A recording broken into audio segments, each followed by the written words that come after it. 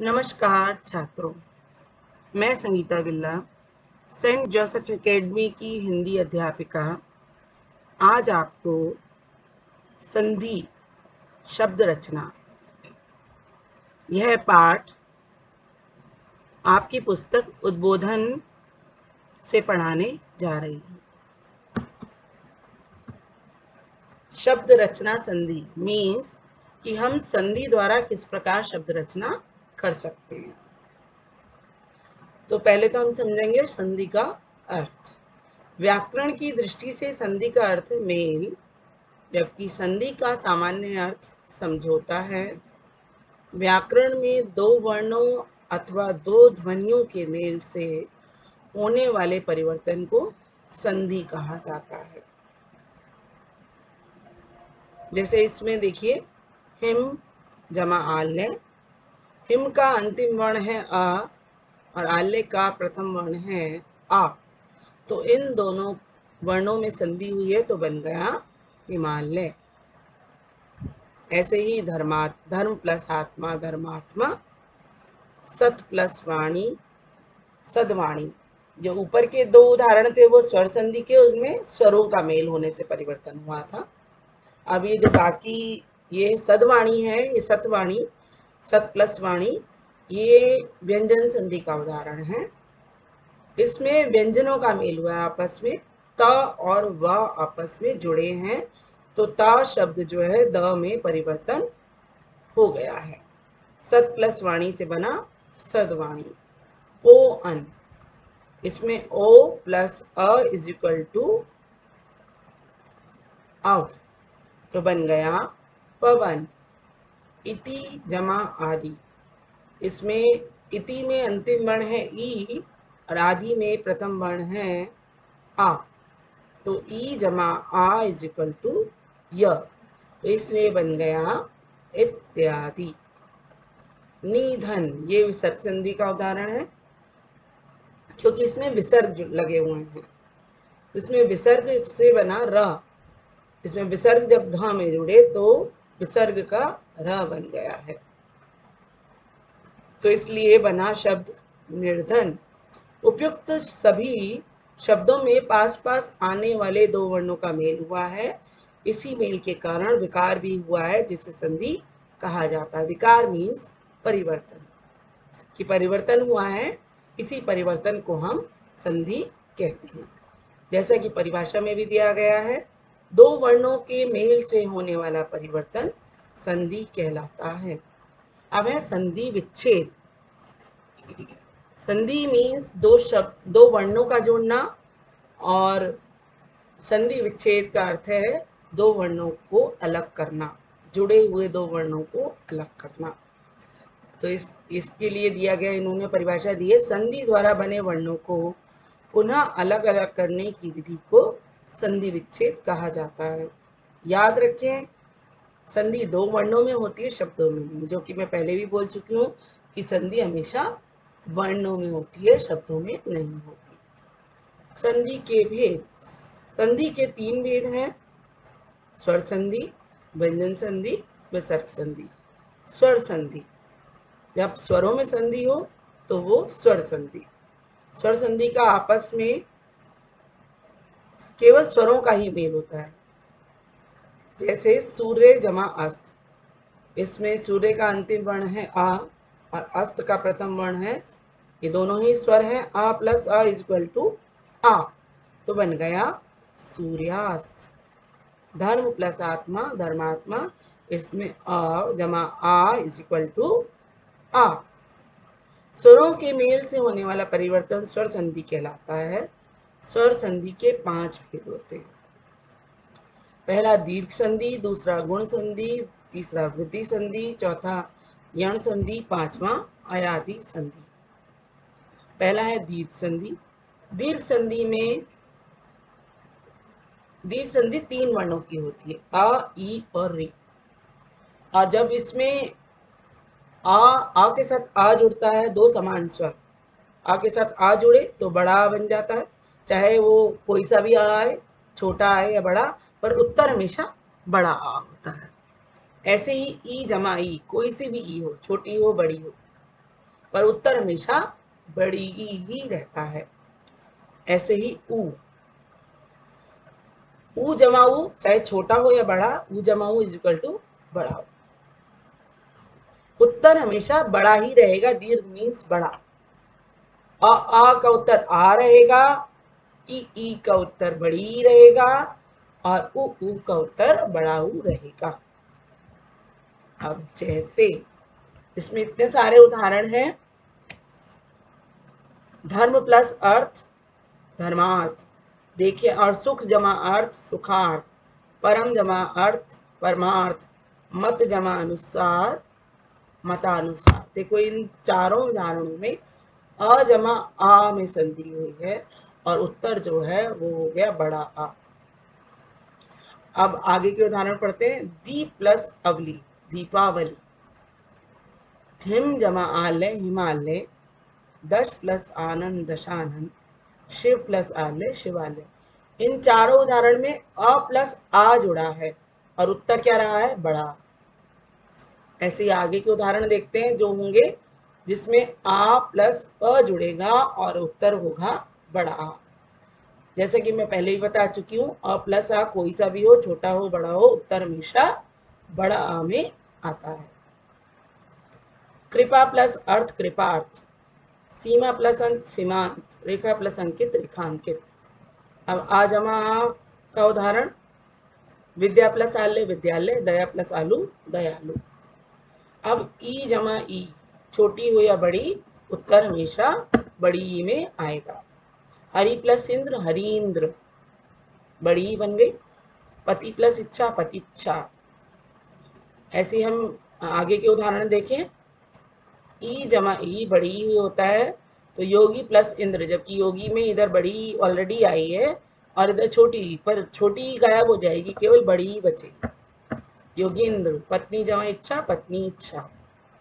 अब अगला जो उदाहरण हम देख रहे हैं वो देखेंगे बड़ी का, बड़ी प्लस बड़ी इज इक्वल टू बड़ी, मतलब बड़ी ही आई है दोनों में, पर उत्तर भी केवल एक बड़ी गायब हो गई, दूसरी रह गई बस। जैसे ये दिया हुआ है नारी प्लस ईश्वर नारीश्वर, दो ई है, नारी के अंत में भी बड़ी ई है, ईश्वर के आरंभ में भी बड़ी ई है, पर एक ई बची और दूसरी ई हट गई, नारीश्वर। उसके बाद हम ऊ का उदाहरण देख लेते हैं। जैसे कि मैंने बताया था कि ऊ जमा ऊ, चाहे छोटा हो या बड़ा, उत्तर बड़ा ऊ ही रहता है। जैसे गुरु प्लस उपदेश गुरुपदेश, भानु प्लस उदय भानुदय,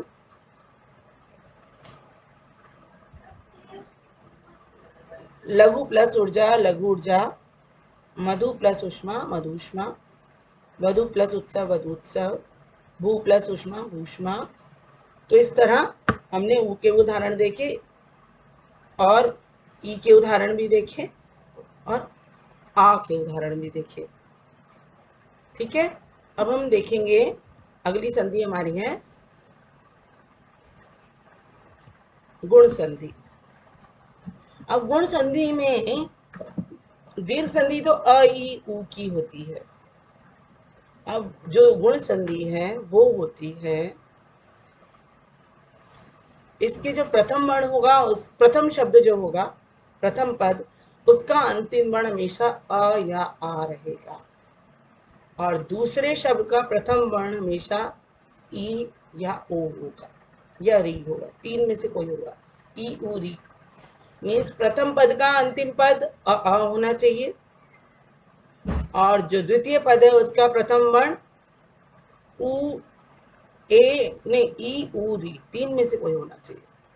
तो अगर अ के साथ ई जुड़ेगा तो बनेगा ए, आ के साथ उ जुड़ेगा तो बनेगा ओ और आ के साथ री जुड़ेगा तो बनेगा अर। जैसे इसके उदाहरण देख लेते हैं। आ जमा ई इज इक्वल टू ए का उदाहरण देख लेते हैं पहले। जैसे राजा जमा इंद्र, दिन जमा ईश। राजा जमा इंद्र से बन गया राजेंद्र, ई का ए बन गया, और दिन जमा ईश से दिनेश, ई का ए बन गया। उसमें बड़ी ई थी, इसमें दिनेश, दिन प्लस ईश में बड़ी ई है पर ए ही बनेगा, आई नहीं बनेगा। राजा जमा इंद्र में छोटी ई है, उसका भी ए बनेगा, राजेंद्र बनेगा। छोटी हुई हो या बड़ी हो, छोटा ऊ हो या बड़ा ऊ हो, उससे कोई अंतर नहीं पड़ता। ई का हमेशा ए बनेगा, आ जमा ई इज इक्वल टू ए, आ जमा ऊ इज इक्वल टू ओ, और आ जमा री इज इक्वल टू आर। अब आपने अभी देखे ई के उदाहरण, अब ऊ के देख लेते हैं। वन जमा उत्सव, ऊ का बन गया ओ, वनोत्सव। सूर्य जमा बड़ा ऊ अगर हम देखें, सूर्य जमा ऊर्जा, सूर्योर्जा। अब अगला हम करते हैं एक दो उदाहरण आ प्लस उ का और देख लेते हैं। महा प्लस उत्सव, महोत्सव। अब हम करते हैं री का उदाहरण। अ प्लस री इज इक्वल टू अर। तो देखो सप्त प्लस ऋषि, ऋषि सप्त में अंतिम वर्ण है अ, और ऋषि जो है, ऋषि का प्रथम वर्ण है री। री भी एक स्वर है, ये याद रखना है आपको। और इसमें आ में अगर री जुड़ेगा तो बन जाएगा अर। तो सप्त, उसमें री का बन गया अर, तो बन गया सप्तर्षि, सप्तर्षि। महा में ऋषि जुड़ा, आ में री जुड़ा तो भी बन गया अर, महर, महर्षि। क्लियर आपको? अब अगले वृद्धि संधि पढ़ते हैं। वृद्धि संधि क्या कहती है? वृद्धि संधि कहती है कि प्रथम पद का अंतिम वर्ण अ होना चाहिए, और द्वितीय पद का प्रथम वर्ण ए, आई, ओ, औ। ए और ओ की होती है वृद्धि संधि, ए, आई, ओ, औ। तो जो प्रथम पद का अंतिम वर्ण है वो तो अ ही रहेगा, अ या आ। लेकिन द्वितीय पद का अंतिम प्रथम वर्ण ए, आई, ओ, औ चारों में से कोई हो सकता है। अगर ए, आई आता है तो उसका उत्तर बड़ा ए होगा, आई होगा। अगर ओ, औ आता है तो उत्तर औ ही रहेगा। इसलिए इसे वृद्धि संधि कहते हैं, क्योंकि इसमें मात्राओं में वृद्धि हो जाती है। छोटा ए आए तो उसका बड़ा ए बन जाएगा, तो वृद्धि हो रही है। छोटा ओ आए तो उसका औ बन जाएगा, तो वृद्धि हो रही है मात्राओं में, इसलिए इसे वृद्धि संधि कहते हैं। अब इसमें जैसे उदाहरण देख लेते हैं। आ प्लस ए का एक, आ प्लस ए का उदाहरण देते हैं। लोक प्लस इष्णा, लोकेशना। देखो बड़ा ए जो ऐसे लिखते हैं, दो मात्राओं के द्वारा हम बड़े ए को प्रदर्शित करते हैं, लोकेशना। अब हम आ प्लस आई का उदाहरण देख लेते हैं। मत प्लस ऐक्य, मतैक्य। परम प्लस ऐश्वर्य, परमैश्वर्य। अब उसके बाद हम ए के उदाहरण तो हमने देख लिए हैं। अब हम अगला देखते हैं ओ का उदाहरण। पुरुष प्लस ओज, ओ आया है पर उसका उत्तर औ बन जाएगा, पुरुष, पुरुषोज। अब देखो इसमें अगले तीन उदाहरणों के बाद फिर है देव प्लस औदार्य। इसमें बड़ा ओ आया है, औ आया है, पर उत्तर में भी औ रहेगा। देव जमा औदार्य, देवोदार्य। महा प्लस औषध, महोषध। यण संधि अगली है, यण संधि। ये जो है बिल्कुल गुण संधि से मिलती जुलती है, क्योंकि गुण संधि में भी ई उरी की संधि होती है आ के साथ, और यण संधि में भी ई उरी की संधि होती है अन्य किसी असमान स्वर के साथ। असमान स्वर मीन्स ई के साथ ई नहीं जुड़ना चाहिए, ऊ के साथ ऊ नहीं जुड़ना चाहिए, री के साथ री नहीं जुड़ना चाहिए, अन्य कोई भी स्वर जुड़ सकता है। लेकिन इसमें क्या अंतर है गुण संधि से? गुण संधि में प्रथम पद का अंतिम वर्ण होता है अ, और द्वितीय पद का प्रथम वर्ण होता है ई, उ या री। यण संधि में प्रथम पद का अंतिम वर्ण ई, उ या री होता है, जबकि गुण संधि में द्वितीय पद का प्रथम वर्ण ई, उ, री होता है। तो इन दोनों में ये डिफरेंस है, लेकिन फिर भी क्योंकि सेम वर्णों की संधि होती है तो इसलिए मिलती जुलती है। अपोजिट संधि कह सकते हैं हम इसे। यण संधि, यण संधि का उदाहरण है तो इसमें क्या होता है, ई में कोई भी अन्य स्वर मिले, अगर छोटी ई हो या बड़ी ई हो, ई में अन्य कोई स्वर मिलेगा तो ई का यह बन जाएगा और वो स्वर उसमें जुड़ जाएगा। जैसे ई प्लस आ हो तो ई का तो यह बन गया, यह में आ जुड़ गया, या बन गया।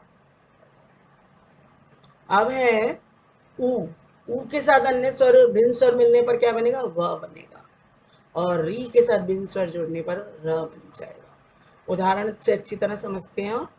जैसे ये पहला उदाहरण है, ई प्लस अ इज इक्वल टू य, अति प्लस अधिक, अति में अति का अंतिम वर्ण ई है और अधिक का अ, दोनों भिन्न स्वर हैं, ई और अ। ई प्लस अ इज इक्वल टू य, ई प्लस आ इज इक्वल टू या। एक उदाहरण इसका देख लेते हैं, अति प्लस आचार, अत्याचार। ई का बन गया य और य में आ जुड़ गया तो बन गया या, तो जो त था अति का वो आधा रह गया तो बन गया अत्याचार। और उसके बाद उदाहरण देख लेते हैं एक व का, ऊ का उदाहरण देख लेते हैं। ऊ में अगर हम अ जोड़ेंगे तो व बनेगा, आ जोड़ेंगे तो वाह बनेगा, ए जोड़ेंगे तो वे बनेगा। तो हम इसको देख लेते हैं। ऊ का एक उदाहरण, सु प्लस अच। सु में ऊ है, अच में आ है, ऊ का व बन गया, व में आ जुड़ गया, पूरा व हो गया स्वच्छ। और जो सु में अगर ऊ हटा दिया तो वो आधा रह गया, इसलिए हम उसे आधा लिखेंगे स्वच्छ। ऐसे ही अगला है री, री का क्या बनता है, र, मात्र प्लस अनुमति। मातृ, री का बन गया मात्र प्लस अनुमति, तो त प्लस र हो गया, री का र बना तो त प्लस र हो गया और उसमें आ जुड़ गया तो त्र बन गया, त्र त्रिशूल बन गया। त प्लस र प्लस अ इज इक्वल टू त्र, तो इसलिए बन गया मात्र अनुमति। अगली संधि हमारी है अयाधि संधि। अयाधि संधि क्या कहती है, ये बिल्कुल वृद्धि संधि से विपरीत है, वृद्धि संधि की अपोजिट है। जैसे वृद्धि संधि में क्या होता है कि द्वितीय पद के का पहला वर्ण होता है ए, ऐ या ओ, औ। अयाधि संधि में प्रथम पद का अंतिम वर्ण होता है ए, ऐ, ओ, औ। इसमें क्या होगा, ए अगर भिन्न स्वर में जुड़ेगा तो ए का आय हो जाएगा, ऐ का आय हो जाएगा, ओ का अब हो जाएगा और औ का आ हो जाएगा। जैसा कि भिन्न भिन्न उदाहरणों में दिखाया गया है। एक न प्लस ने वर्ड है, ये ना नहीं है, ने प्लस अन, ए का बन गया आय तो बन गया नयन। नई प्लस अक, ऐ का आय बन गया तो बन गया नायक। ओ प्लस अन, ओ का अन बन गया, ओ का अब बन गया तो बन गया पवन। तो इसी के साथ मैं ये आशा करती हूँ कि आपको स्वर संधि अच्छी तरह से समझ में आ गई होगी। विसर्ग व व्यंजन संधि के लिए आप मेरी अगली वीडियो देखिए। धन्यवाद।